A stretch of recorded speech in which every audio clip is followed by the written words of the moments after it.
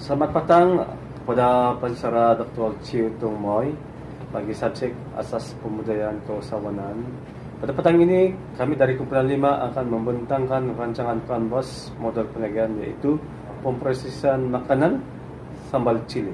Ini ialah ahli Kumpulan 5, yaitu saya sendiri, MD Matuya selaku Ketua Kumpulan, Ramani Lajiun, Marinus Idwin, Jucia Junia Jitain, dan Rujita binti Gulis Abdullah. Dan nama syarikat syarikat kami adalah Syarikat J Enterprise, dan bentuk perniagaan adalah pemprosesian makanan sambal cili. Untuk pengenalan perniagaan kami, yaitu pemprosesian sambal cili merupakan salah satu perusahaan yang berpotensi untuk diceburi, di mana hasilnya boleh dijual secara runcit, borong, kontrak kepada pelanggan, khususnya di pasaraya, restoran, dan kedai makan. Di samping itu, sambal cili merupakan banyak permintaan yang menggalakkan dari pelanggan di kawasan luar bandar dan pekan kecil di sekitar bandaraya.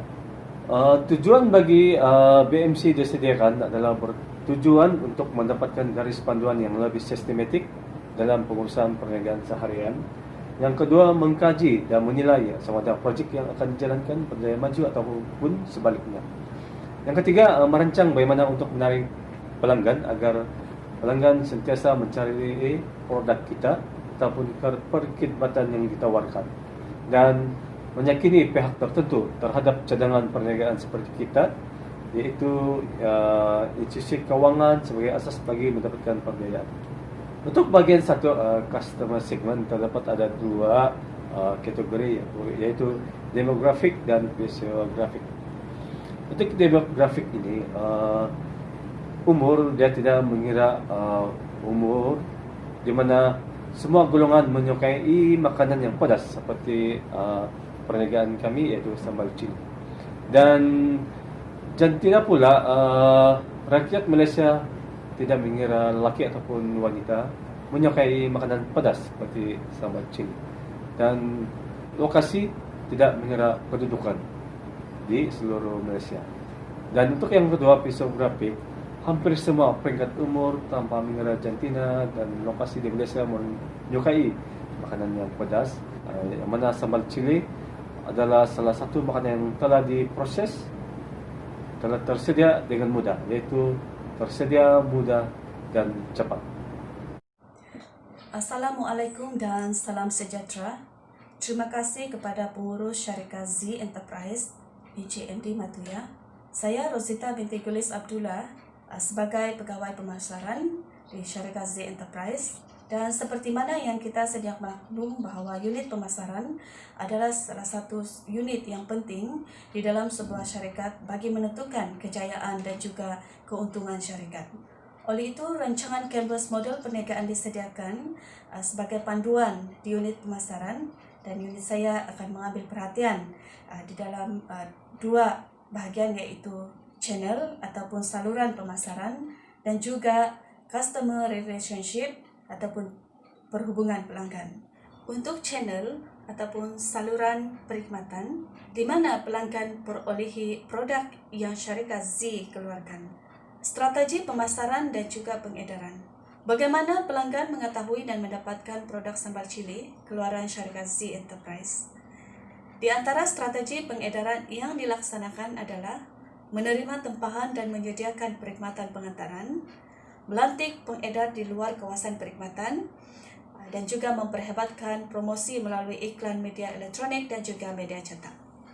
Bagi customer relationship ataupun perhubungan pelanggan, bagaimana promosi dibuat dan bagaimana dengan perkhidmatan pelanggan?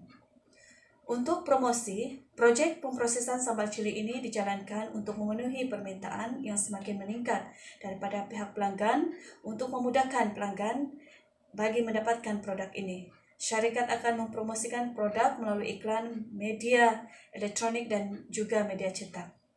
Syarikat Z Enterprise mempunyai saluran Facebook, yaitu Sambal Cili Z, laman web di sambalchiliz@gmail.com, di talian 08780000, dan juga melalui siaran radio Banting dan juga Bena.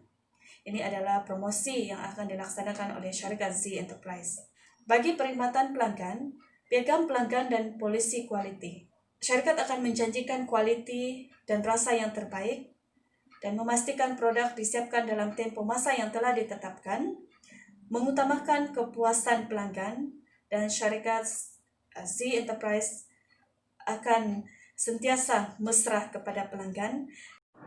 Baiklah, terima kasih Encik MD selaku Ketua Kumpulan yang juga merangkap pengurus Syarikat Z Enterprise. Sebelum saya meneruskan pembicaraan saya, terlebih dahulu saya memperkenalkan diri saya Marius Edwin yang ditugaskan sebagai kerani tabir di dalam syarikat ini.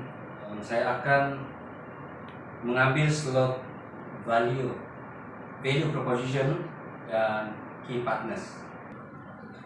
Di dalam value proposition ini terdapat dibahagikan kepada dua, yaitu apakah kelebihan produk atau perkhidmatan yang syarikat tawarkan, dan yang kedua mengenai aduan pelanggan. Perkhidmatan pelanggan yakni piagam pelanggan dan polisi quality menjanjikan quality dan rasa yang terbaik, memastikan produk disiapkan dalam masa yang ditetapkan, mengutamakan kepuasan pelanggan, serta kaki tangan syarikat mensekolah pelanggan. Dan piagam pelanggan dan polisi quality pula merangkumi janji atau syarikat kami menjanjikan quality dan rasa yang terbaik, memastikan produk disiapkan dalam masa yang ditetapkan, dan mengutamakan kepuasan pelanggan. Seterusnya kita beralih kepada key partners. Di dalam key partners ini maklumat syarikat atau produk yang dikeluarkan dan bagaimana dengan bahan mentah.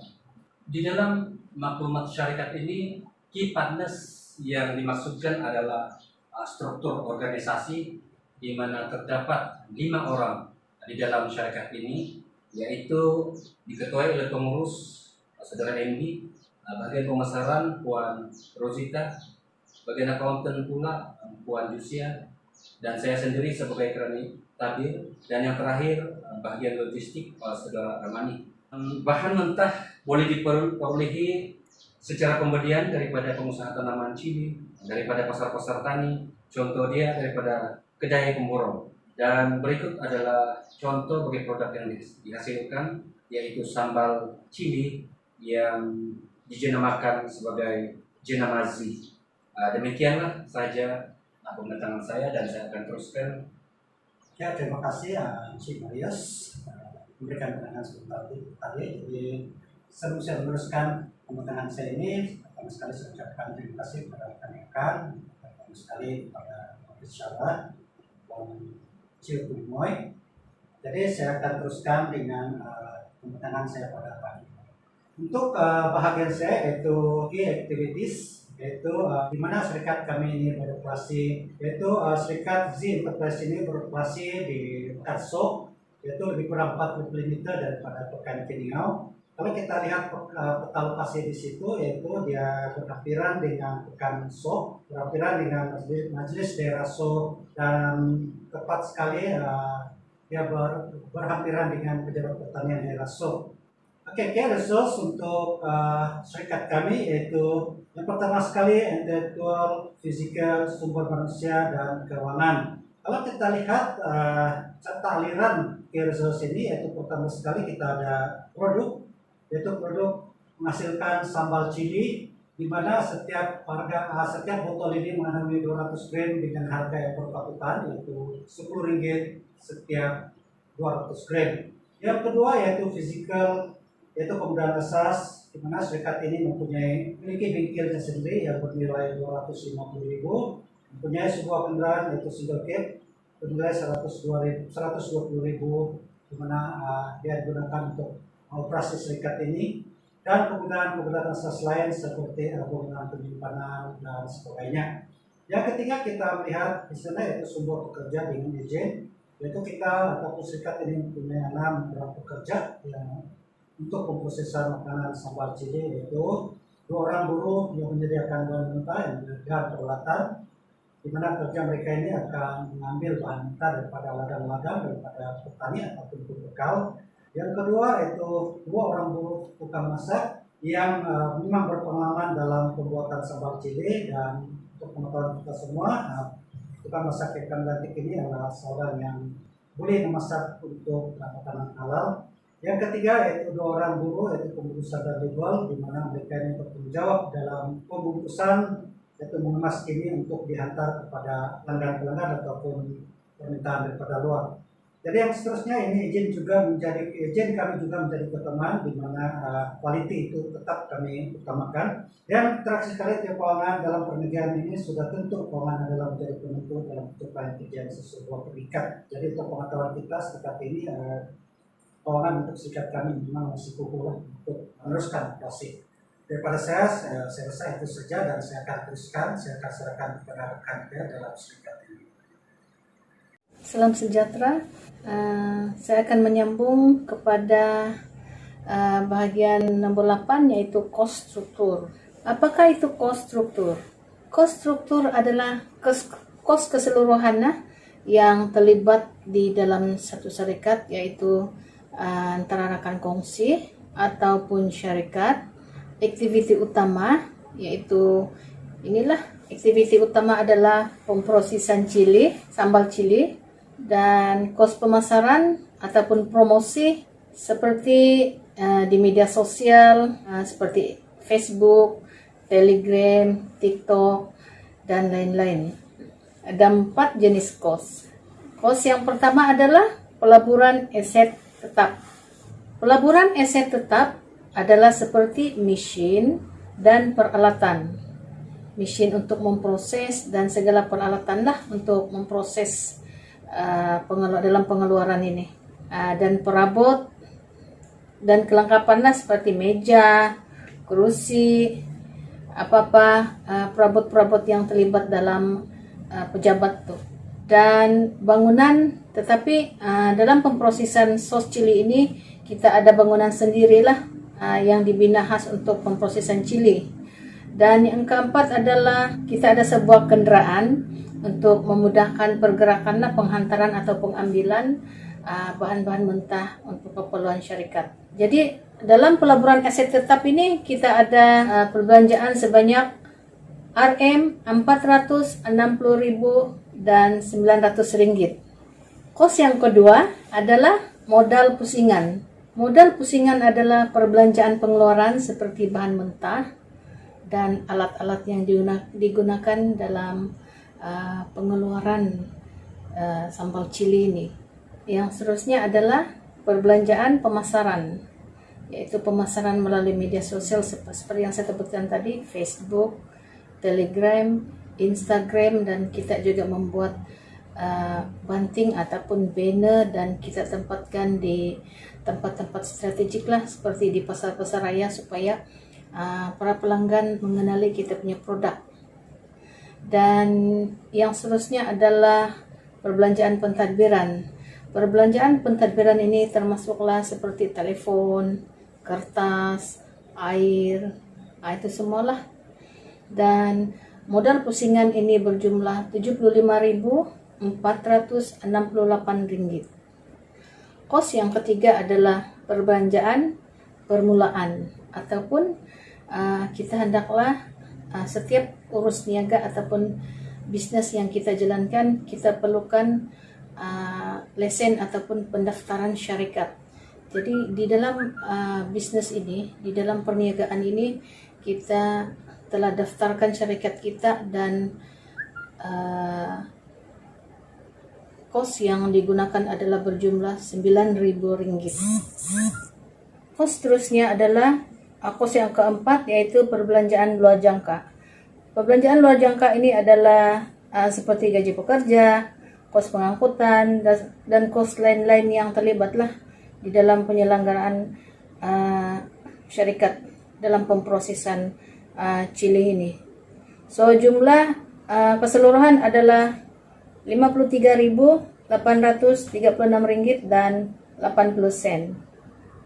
Kos pelaksanaan proyek adalah keempat tempat kos tadi kita campurkan jumlah kos yaitu kos E tadi pelaburan aset tetap berjumlah 460.000 dan 900 ringgit campur 75.468 ringgit yaitu modal pusingan.